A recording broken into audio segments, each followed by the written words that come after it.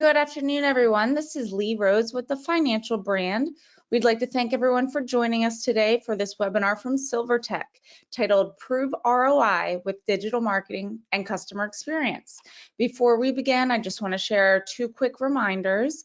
First, the recording of this webinar will be emailed to you shortly after we've concluded. And second, we will be doing a live Q&A toward the end of the hour, and our speakers welcome your questions. Please just type those right into the GoToWebinar dashboard if you don't mind. And now it's my pleasure to introduce Derek Barca, Chief Technology Officer at SilverTech, and Lindsay Mora, Senior Marketing Strategist.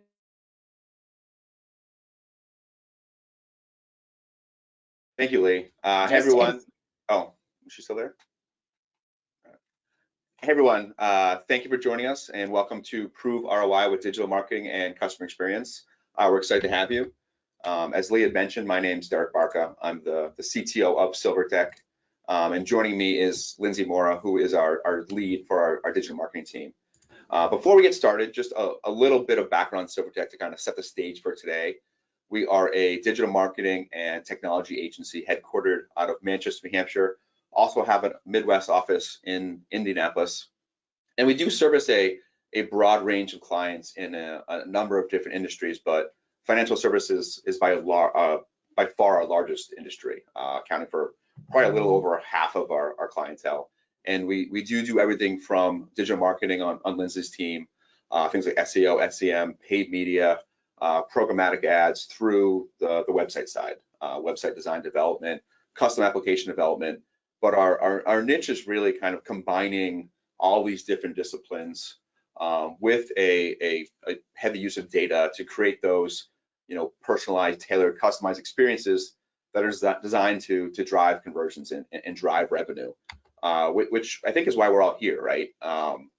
As marketers within our organizations, our goal is not to be a cost center, right? We're here to be partners with the business development side of our organizations to really drive revenue. And the way we look at that is, we use marketing efforts to generate leads, and then we use marketing efforts to kind of nurture those leads until they become customers or members of our institution, and then use further marketing tactics to really turn those folks into loyal members, to really expand wallet share and help grow our organizations. And today we predominantly do that through digital techniques, right? And the reason for that really kind of goes back to 2007, right, when the iPhone was introduced, because that really transformed kind of everything, how we do things. It changed the way we communicate with our friends, our family, with brands, with businesses, with colleagues, the way we consume content. And if you think back to 2007, if you were actually a high schooler in 2007, you're actually in your early 30s now. You're probably doing things like buying cars and buying houses and starting businesses or helping run businesses, and you've had this device in your hand your entire adult and professional lives. And again, that's changed the way you kind of see the world. It changes the way you interact with brands, and these folks are our target audience today. It's funny, I was at the Credit Union National Association conference last week in LA, and there was a session, a keynote session, and one of the presenters asked all the credit union marketers in the audience, who is your persona, who is your target customers? And someone yelled out, old people, and then someone else yelled out, needy old people. Someone else yelled out, people that don't know technology. So they came up with this persona that was, needy old people that don't know tech. And unfortunately, that might be, a big part of our customer base today. But in order to grow our credit union or our bank, obviously, those people we just talked about that have had that device in their hand for the last 15 years, that's our new target audience. And they're on their phone an average of 4 hours a day, and they're getting exposed to anywhere between 4 and 10,000 ads each and every single day, which means that our ads have to be in that mix, right? And our ads have to be better than the other ones and kind of cut through that noise, which means we have to target the right people at the right time, in the right channel, in order for our marketing to be effective. And that's a lot of what we're going to talk about today. So with that, I'm going to hand it over to Lindsay, who knows marketing much more better than I do, to talk a little bit about some of those tactics. Thanks, Derek. So what we're looking at for an agenda today, we're first going to talk about the marketing tactics that help deliver that ROI, the reporting that proves the ROI, and then finally experiences that convert. But first, we want to take a quick poll. So we really want to understand from all of you, what is your biggest challenge in proving ROI? Is it finding those right marketing tactics? Is it creating the right user experience? Is it the technology used to track and report, or maybe even all of the above? So looking forward to hearing your responses here.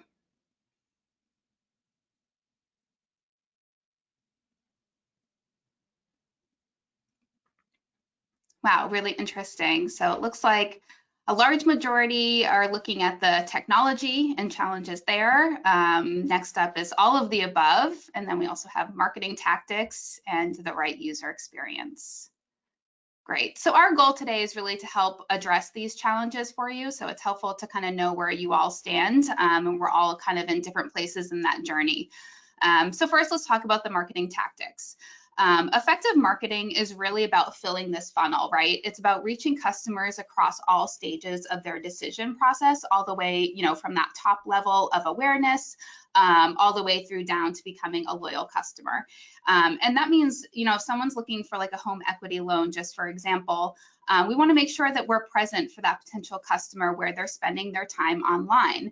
Now, this online digital landscape has definitely changed over the years, like Derek was saying, all the way back from 2007 to where we are today, and includes things not just like email, Google search, social media ads, but it also includes streaming TV like Hulu, digital radio like Spotify, podcast placements, and even Waze ads. So it really means, not just leveraging paid ads, but also email, SEO, organic social media. All of those things contribute to nurturing customers through their research and decision process. But what's most important here is to really strike a balance. So obviously we don't want to bombard and annoy people with your ads, but we want to ensure that we're delivering the right message to the right people at the right time where they are in that decision journey. And you want to make sure that you have strong brand visibility and ad recall amidst all those thousands of ads we just saw that people are seeing every day. You want to make sure that you're standing out, but again, having that balance so you're not annoying people. I'm sure you've all seen the ads that are just like following you and don't really seem to have any sort of optimization of where you are in your journey. You may have already made a decision and you're like, I don't know why I'm still seeing this ad. So for example, for me, most recently, when I was looking for a home equity loan, I was able to get information on what, different rates banks could offer me. I then received sequential retargeting ads that offered me maybe a special interest rate or various incentives based on the data they already had on me that maybe I engaged with them but hadn't yet converted. And these retargeting ads across multiple channels created a much higher recall for me. So I was more likely to obviously remember, but even favor the bank that served me ads across multiple channels with obviously relevant messaging about where I was in that decision process. Maybe I had been on their website, but I hadn't applied yet. And then of course, the banks that hadn't done any of that or it was a little bit lackluster, then I wasn't even thinking about them when I went through the application process. So ultimately, whatever channels you use throughout the life cycle of a campaign, you or your ad agency, whoever you're partnering with to run these campaigns, should definitely be continually analyzing the data, executing campaigns based on that data, and measuring the metrics that really indicate success. And obviously this is a continual evolution, and that's really the only way to make sure that you're delivering that ROI, because you don't really know how your ads are going to be received in the market until they're actually served. And there's a lot of factors in place like the channel algorithm, the messaging, and just how people respond in general. So you're not really going to know once you launch the campaign. So I think we all know that the set it and forget it strategy is not going to deliver a strong ROI. So definitely having that continual evolution is really important. Next, budgeting. So just like you would budget for personal finances, you want to be smart with your marketing dollars. You worked hard to secure it, and you want to make sure that it's allocated appropriately. And you want to allocate across those multiple channels to create that mix. But just like you wouldn't spend your entire paycheck going to a fancy restaurant, because you also need to pay your electric bill, the same goes for this channel allocation. So you don't want to spend all your money on brand tactics, that higher funnel that we saw on that earlier slide, or even just search ads alone, because you need money allocated to each stage of that funnel. So for example, if you just did brand tactics, yes, you are expanding your reach, but without those search ads running simultaneously, you're less likely to capture those lower funnel leads. And then vice versa, if you're only running search ads or putting too much into search, then yes, you would be capturing on that existing intent, but you're not building that brand awareness or that additional demand. So you just really need kind of that healthy balance. You also want to leverage your own data whenever possible, and don't waste money targeting audiences that have very little chance of turning into a customer. That's why we always say in most situations, third-party data should usually be avoided or kept to a very low minimum. Finally, it's really helpful to determine a tolerable cost per acquisition. So how much money are you willing to spend on a car loan or for a mortgage lead? These numbers obviously will look different for different product types, but by determining that ideal CPA by product, you can then closely monitor how much you're spending compared to how many leads you're generating. And then this overall cost versus return that you'd be getting kind of output helps you make adjustments along the way. So if you're seeing a really high cost per acquisition for an auto loan, which may be less revenue generating than a mortgage, then you can make adjustments to bring that CPA down. If you weren't kind of establishing those benchmarks, then you wouldn't really know how to optimize your campaigns. So obviously you want to kind of balance it out across all of the channels. Now, in the example of a bank in Eastern Massachusetts, they utilize a variety of ad formats and channels like Facebook, YouTube, Spotify, and Google Search. And this helped them reach their customers in all corners of the internet with different types of messaging. It's not necessarily the same ad just blasted across all channels and placements. You're utilizing kind of what we call sequential messaging to hit people in different stages of that journey. And this diverse mix has proven to decrease the cost per acquisition by almost 50%. So definitely a huge cost savings there. Now, that brings me to my next piece of achieving profitable campaigns, what I like to call trimming the fat. The most common mistake I see time and time again when I'm looking at Google Ads accounts or auditing Facebook campaigns is wasted spend. And I definitely understand you need to spend your budget that your department was given, because you might not be able to secure it the next time around if you don't utilize it. And there's a lot of great ways to be able to utilize that budget with a strong ROI, but just spending to spend it is not one of them. And that will definitely inflate your costs and therefore decrease your ROI. And one of the biggest mistakes I also see is competitor conquest campaigns. So if you're not familiar with these, if you've ever searched for a company and in Google and you quickly click on that first ad that you see and suddenly realize you're not on that website, you're on their competitor's website, that's what we call a competitor conquest campaign. And it can obviously lead to a very frustrating user experience, and we often see people just going back and going to where they wanted to be. It's unlikely that you're going to be able to convert someone in that moment, although it does happen. It can happen. But this can be really expensive because your competitor is naturally going to rank better and convert better on their own branded terms. So if you're bidding on those terms, you're going to have to spend a lot more money and throw a lot away to get very little return.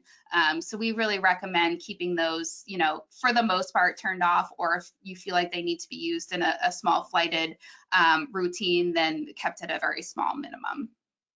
The benefit of ad channels is that you can manage your ad placements so you don't oversaturate the market.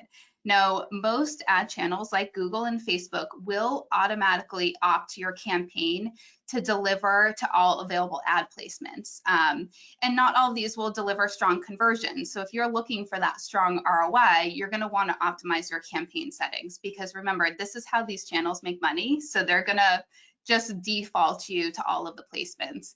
We've often seen, like apps, for example, you may want to launch your campaign serving your ads in app, but you may find it's just spending a lot of money and you're not getting a lot of conversions. There is an opportunity to adjust your campaign settings and exclude that. And finally, pure broad keywords. With using pure broad, you're almost guaranteed to spend on keywords that aren't relevant in addition to the ones that you do want. So instead, we recommend utilizing phrase match. This gives you basically the same result without those irrelevant keywords. So it really prevents you from like wasting spend on things that just aren't going to deliver any return for you.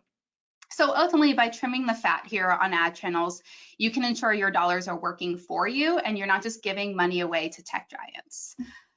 Which leads me to our next poll question. I'd love to hear kind of how many of you think that you are currently wasting ad spend.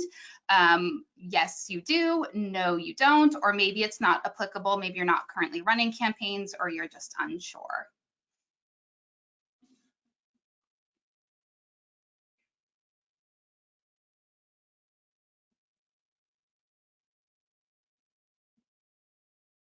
Interesting. So 48% are saying yes. So that's almost 50 there, almost half of you. And then good amount not applicable or unsure or no, I don't.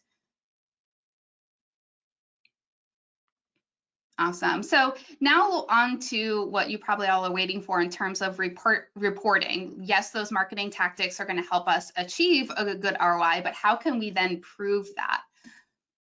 So this is where a reporting dashboard can be helpful, and this is where you can maybe help identify if you are wasting spend or not by having this concise reporting. So obviously we don't want to just show impressions, clicks, and click-through rate, although I will say those metrics are helpful from a marketer myself when you're day-to-day in the campaign. But you also want to obviously take it one step further and be able to show conversions and how much money you're spending to acquire those conversions.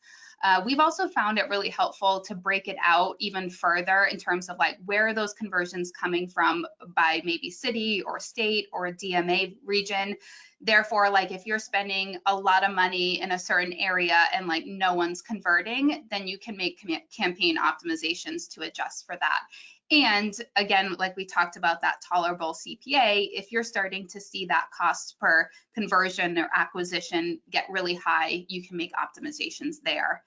And then the bottom chart, you can also break it out by ad type. So if you're noticing, Google display, for example, is higher funnel. So you will see, higher spend investment there. But then if it's, spending a lot and you're really not getting any conversions, here's an opportunity where you can make some adjustments, maybe swap out the creative or, pause that ad type altogether. And then, most of all, we want to be able to see how many applications we're getting, not just, did they convert on the website, which I set up as a conversion point, but how many applications are we getting and what are the insights there? And this obviously not just helps to see, okay, our campaigns are delivering, we're getting impressions, we're getting clicks, but, what is obviously the end result of that? And this report also shows kind of a breakout by geographic region. So you can see applications started in this case, as well as compared to how many were actually completed. And you can also see a breakout by channel source, whether it's organic or paid. Again, like if you're seeing applications from one area or another, maybe you put more resources into organic search because you're seeing a lot come through there, or maybe it's more into the paid ads. And then finally by device, kind of understanding applications started versus completed by device, so you can continually improve that user experience. Which ultimately leads me to this next phase of the customer journey, that user experience. And this is where Derek is going to walk us through how that helps us prove ROI as well. Awesome. Thanks, Lindsay. So as Lindsay kind of described, you're going to spend, lot of effort and a lot of money kind of generating that interest in your brand, in your products, and all sorts of that thing. And you're going to pay money, to get those clicks to drive people somewhere, right? A lot of times that somewhere, I would say most of the time that somewhere is probably a landing page on your website. And the key here is those landing pages where you're driving people to have to be highly relevant to the click that they just placed. You don't ever want to drive, folks just to your home page or even to a product landing page, because the problem there is a product landing page is going to have a lot of different, choices that the person can make, a lot of different journeys they can take, versus a highly, targeted, designed landing page is really going to give that person, one thing to do. It's going to be like, fill out the form, give them some, give your email address to find out some more information, maybe a phone number, but you're really directing that person where you want to go. You paid a lot of money for that click, whether it be from, a Google ad or social media. So you want to make sure that next step is very clear that you want the person to do, right? And obviously, I'm not just a person that works in marketing, right? I'm also a consumer of, banks and their products as well. And a lot of times I'm seeing things that, we don't recommend doing. And it's probably not fair. Again, this is what I do for a living, but I become the biggest critic of a lot of the, the institutions I deal with. But it also provides a lot of, learning lessons that we can pass on to, the folks that we talk to as well. So a good example of this is a summer or two ago, my wife's friend's car broke down. Like really broke down. Like it couldn't be fixed anymore. She needed a new car. Fortunately, both her and my wife work in education, so had the summer off. So my wife offered to essentially drive around to find a new car. She was looking for a Jeep Wrangler. That's what she wanted. So a couple days went by. My wife brought her to test drive all these new Jeeps. Good news, she found one, was able to secure a loan, got a new car. A side effect of this whole thing, though, was that now my wife wanted the Jeep. We had never been Jeep people. That's what you are when you buy a Jeep. You're Jeep people now, right? We had never been Jeep people, but she had test drove a number of Jeeps and fell in love with them and now wanted the Jeep. So we slowly started kind of looking around. Nothing too fast, but one day she called me at work on the phone and said, she found a good one. Talked to the dealer, and he was expecting me at lunch to come take a look at it. So I knew what this meant. We were buying a Jeep today, right? So I do what I think most normal people do, but maybe they don't. I go online and I start Googling, auto loan rates in New Hampshire, and I click on the first ad and I end up here. So now I'm, disappointed because it already breaks that first rule I told you about, right? Don't spend money on a click and then drive the person to a product landing page, because now there's too many different things that can kind of take my attention away, right? And in fairness, it's a good looking site. It's a great looking rates table and things like that, but there's no clear call to action, which is obviously important for a campaign landing page. What you want the person to do next, right? In this case, the call to action is actually that blue button above kind of the left-hand navigation. Issue number two is that it's not a clear call to action. It's blue. It kind of blends in. If I were designing this page, I'd probably make it red. Obviously, red's a brand color here. It draws your eyes to it. Make that call to action red. Instead, my eyes are being, drawn to the login button, which if it's just a standard website, 75% of traffic wants to log in, so it's a good thing to bring their eyes to. But again, this is a campaign landing page. I shouldn't be worrying about logging in. It should be, apply, right? The second issue here is that, the call to action is download a consumer loan application. Again, I'm in the industry, I know what a consumer loan application is, but most people here clicked on an auto loan. They want an auto loan. They probably don't know what a consumer loan application is. And then finally, kind of, the elephant in the room here is download. Like this, it's 20. I think in this case it was 2020, but it's 2020. No one's going to download an application to print it on a printer they don't have, to then scan it on a scanner or a fax machine they don't have to send back. So there's just too many things wrong with this. So I obviously moved on, right?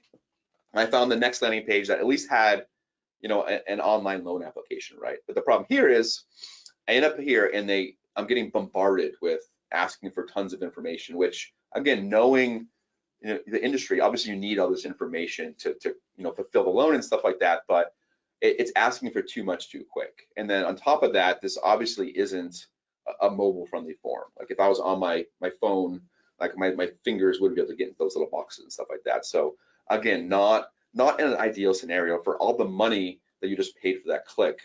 You're not really creating that easy conversion to actually generate, new products, new revenue, new loans and things like that for your credit union or bank. On the flip side, here's an example of a great looking landing page. This is NASA Federal Credit Union, one of my favorite forms that I've seen online when it comes to actually, generating the conversions that, folks want. First things first, I come here and there's only 3 possible things I can do, right? It's apply for, a new auto purchase, it's refinance an auto purchase, or it's ask for help. There's no login button, there's no other navigation. It's driving me down that journey that they want me to go, obviously. It's what we all want them to do, right? Again, we paid money for that click. Next things, I click next and I'm going to apply, and it's a very clean form. It just asks me for the basic information first. I can see that 3 steps and I'm kind of done, which is great. If you look at any other industry, like I said, a good majority of our work is in financial services, but we do work with other industries, and any other industry knows that you can't ask for a ton of information all at once. You're going to kind of push that lead away. Really want to ask for like little nuggets of information and then progressively ask for more. In this particular case, they could just ask for, first name, last name, and email address, but they're asking for a few more things, which isn't a big deal. And then ask about my employment, and then finally ask about the vehicle. But the nice thing here is it's multiple steps. I can give them a little bit of information at a time. And then if I say I bail on step 2 or 3, they already have my name, they have my email, so they can follow up with, another email. They can have someone call me to follow up and see, what happened. If any of you have, all of us have shopped online. If I go to, North Face or Macy's and I leave something in my cart and walk away, I'm getting an email 10 minutes later, right? That abandoned cart email. And in most industries, that abandoned cart email results in a 10% conversion rate, which is huge, right? 1 out of 10 people getting that, abandoned cart email are actually purchasing now. So you didn't lose all that business. In banking, we don't have the data on, abandoned applications as much because no one really does it. But if you even get a fraction of that in a follow-up, you're getting much more return on your investment, things like that. So a couple of good things about this. Obviously, it's a custom form. It's not built on a specific platform. But what's nice about a custom form is you have full control over that user experience. You can make it as nice as you want to. Again, you can kind of ask for that bite-sized information, which is going to lead to, again, higher conversion rates and things like that. And then B, it's a lot easier to track how far people make it. Remember, Lindsay asked or mentioned, tracking, applications open versus applications closed.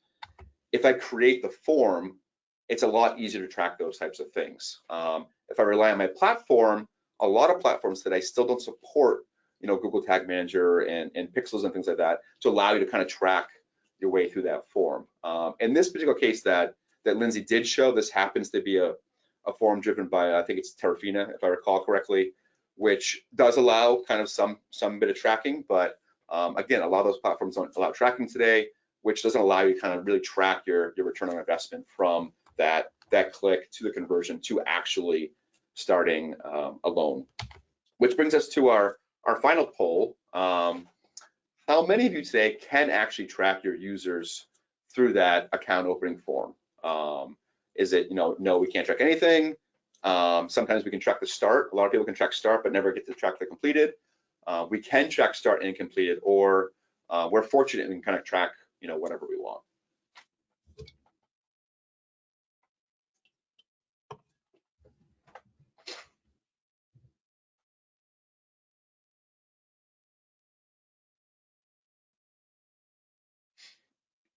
Let's see here. No, we can't track anything is about a third, which is about what I expected.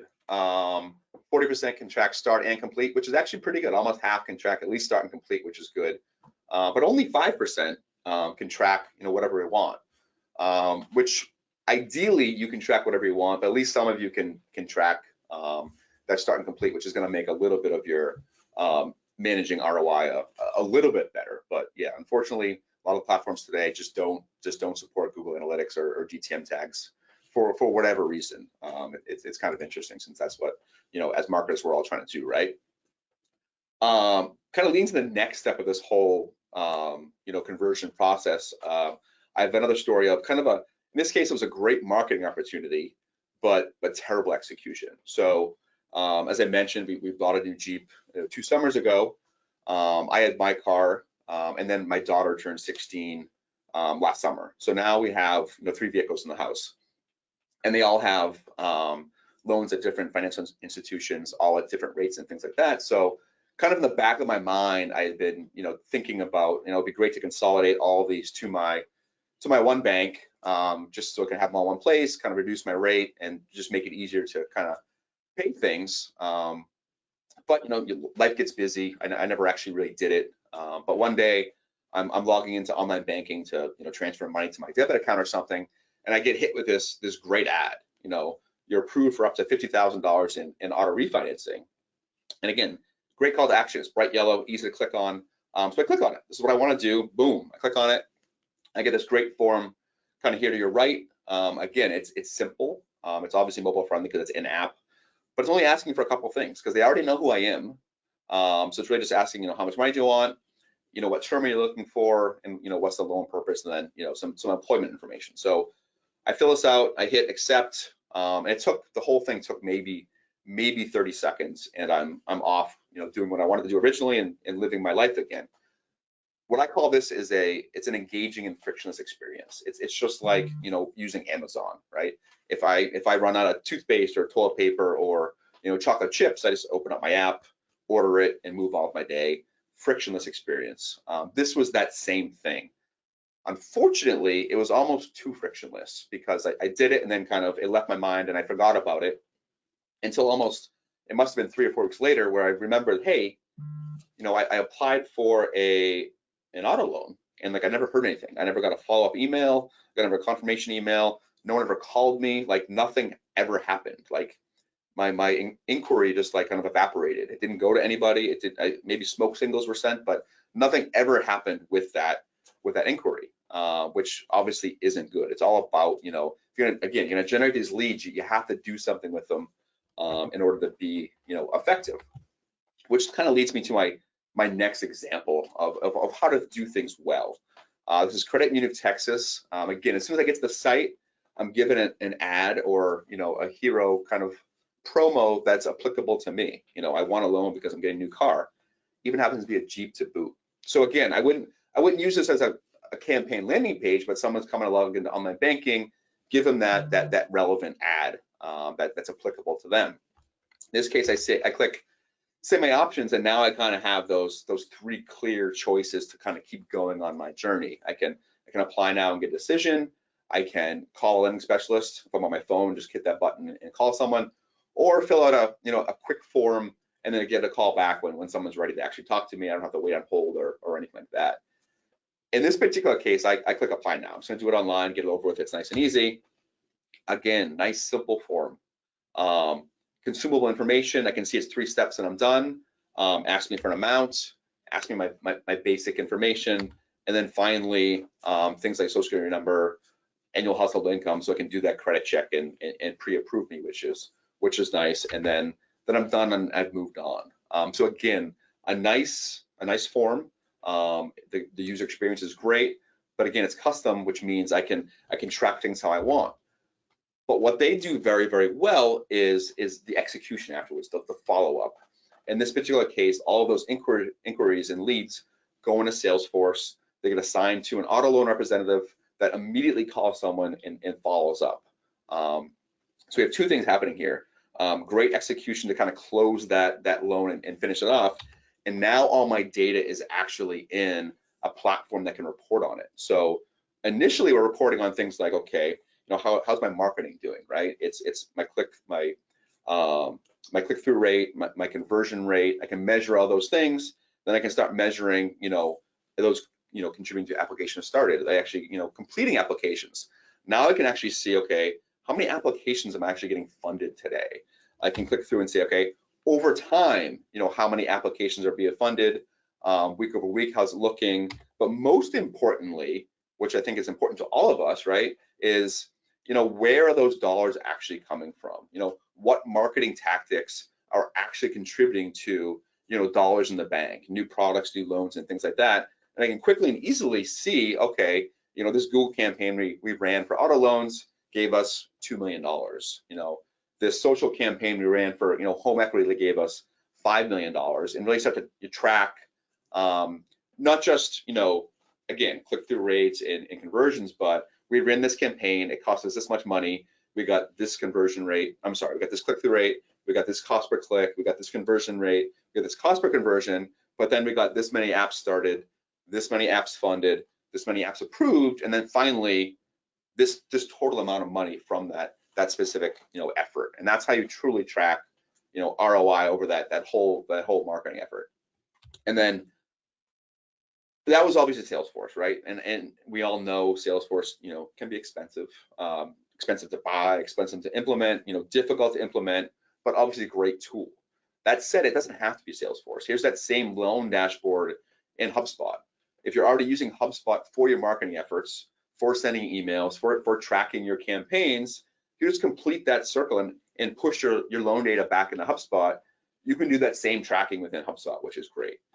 If you don't have any of these tools yet, maybe you have to actually start proving some of these things to get more funding, to get more money, to actually invest in the systems that you need to do that full ROI tracking. You can still do all that stuff in Google Data Studio. Lindsay had already showed us, okay, here's how I can track my campaigns and click-through rates. Here's how I can track, my app started and funded. Again, if you can push that actual, dollar amount back into Google Data Studio, you can report from here as well. It's a bit more of a manual effort, obviously, because you have to kind of gather that information and push it back in, but you can do that reporting to actually start getting that data, to start actually proving that, the marketing is working. So you can hopefully get, more money next year, do more, get more money next year, do more, and things like that. So kind of finally wrapping up, with anything we do, we almost always kind of recommend a crawl, walk, run approach, whether that be, building a website, doing personalization, leveraging data, or your marketing. Obviously you can't, start tracking, dollars by campaign if you haven't done, the small stuff first. So you got to start somewhere. You got to crawl before you can walk and things like that. So if you're just starting this journey out, what we recommend is that crawling phase, do all the things Lindsay talked about, create that well-balanced mix of ads across all your different channels, right? And then build your reports, what's working, where am I getting my click-through rates, where am I getting my conversions? And then don't forget to be agile, complete that circle, execute, measure, analyze, optimize, and then repeat and repeat and repeat to get to the point where, you actually feel like you're doing things pretty well, right? Once you've done that, you kind of, earned the right to kind of stand up and walk a little bit, right? So now you start looking at those landing pages. Are they quality landing pages? Are they relevant? Do they have that clear call to action? From there, really start tracking your forms. Yes, it can be expensive to roll your own forms, but a lot of times these platforms do have APIs. So, for example, you could build the form in your content management system, but still push it into Meridian Link to kind of have that follow up and follow through and things like that. It's expensive. It's obviously more expensive than using the out of the box one, but you're going to have the return on investment afterwards because it's going to work that much better. We promise. We've seen it ourselves. So start tracking your forms, and then from there, get your loan data in the mix. Like start actually tracking kind of, amount funded by campaign, push it back in and start doing reporting based upon that. And with that, we're kind of meeting, our time cap here. But if you have any questions at this point, I think Lee and the team has been monitoring questions as they came in, but me and Lindsay would be happy to answer any that you might have right now. Perfect. Thank you, Derek. Yes, the first question we've got is there a way to find in the reporting which ads brought the conversion and not just clumped up as Google display ads or Facebook ads? Yes, you can definitely do that. So you can find that information right within like the ad channel itself, whether it's Google or Facebook. And then, or you could pull, a fancy report like through Google Data Studio that breaks out by ad type. You can also do by like ad group if you care at that level, but yes, you can do it at ad type. Great. And then the next is a two-part question. Are you tracking ROI from applications completed or for loans funded? And at what point during the customer buying journey are you calculating ROI? I can take that one. Honestly, both, because a lot of times what we've seen happen is if you only track to applications completed versus actual loans funded, you might actually see that you have maybe a channel that's giving you a ton of leads, but for some reason those applications or loans aren't being approved for some reason. Maybe they're getting denied, and you can actually start looking at, do I have certain channels where I have a high percentage of loans being denied for some reason, and then from there tweak your marketing based upon that. So it's actually important to see, if you can track, in each channel or each campaign, which ones are actually creating applications, and then finally, which ones are actually being funded loans. Great. Next is, how do you measure awareness tactics? Yeah, that's a great question. Yeah, brand awareness can definitely be tough, that higher funnel. There's a few things that we like to look at. It's not as cut and dry, but there are a number of metrics and areas that you can leverage to kind of determine, the ROI and measurement of brand tactics. Some of the things we look at is social sentiment, which is a big thing now. And there's a number of tools that can give you like overall sentiment of your customers on social media. You can also just like look at overall like ad feedback, like comments and things like that, but there are tools that can measure that for you. Breakout of brand versus non-branded keywords coming into your site and how that has changed over time can give you visibility on like your perception of the brand in the market and how your ads are being received, and measure success in that sense. Also the uptick of traffic acquisition from direct or like organic sources, that can also indicate the perception of your brand in the marketplace and your overall awareness in general. Alrighty, and how long should you experiment on a new tactic before you accept a low ROI? Another great question. So I would typically say between like 8 and 12 weeks. So maybe about, that 12 week at the max. And the reason I say that is because, you really want to let a campaign run for at least 3 weeks before you make any significant changes, really. And that's because the ad channels, they have an algorithm that needs to learn. There needs to be also a period of like, yes, you hit launch, but like your ads aren't delivering that second. So the channels need, a minute or two, and sometimes 24 hours to 48 hours to even deliver your ads. Then, learn and optimize, automated bidding strategies, optimized to find customers who are more likely to convert. So Google and Facebook need an opportunity to figure out who those people are. So you need a lot of patience to let your channels and your campaigns kind of learn. And then you get to the point where, okay, it's been 3 or 4 weeks and I'm not seeing much of a return on this particular ad, whether it's a specific ad size, whether it's a format or a campaign in particular. And then at that point, I would look at, okay, like what is the data telling me? Is it the ad creative? Is there a bad click-through rate? Is it the user experience? Then from there, I would make adjustments.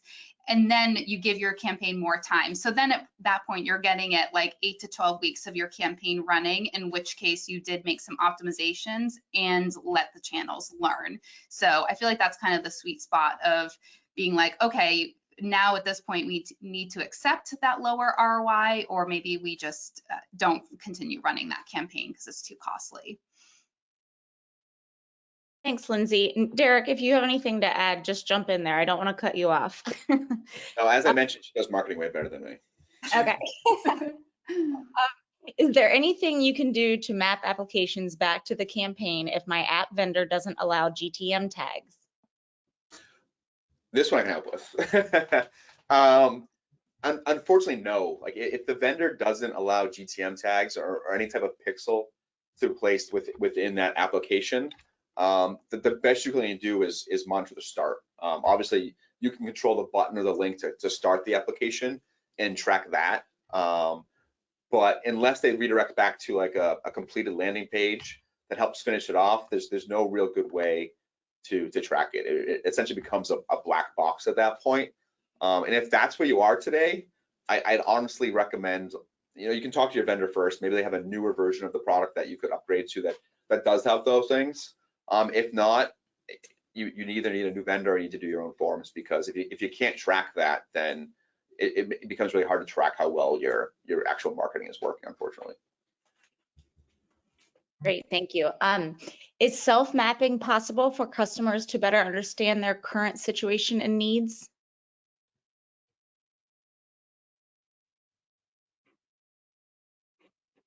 I guess do you understand what they mean by self-mapping, Lindsay? I'm not sure I do. Yeah, I'm not sure either. I can take a stab at it, I guess. Like, if I'm assuming self-mapping is, self-analyzing and look like that. I mean, if they have the expertise, absolutely they could do it themselves, or obviously reach out to an agency that is experts in those things. Not to oversell an agency, but obviously this is what Lindsay and her team do every single day. So obviously they see things that you're just never going to see because you do other things. Like that's not your area of expertise. I don't know how many times I've heard Lindsay say that, we onboard a new client, it could be a bank or anyone, and she looks at their Google ads, and right off the bat she sees wasted money. Right, Lindsay? Yeah. So if you have an expert look at it, you're probably going to see, yes, it's going to cost you money, but you're probably going to save that much money just in better tactics and things like that.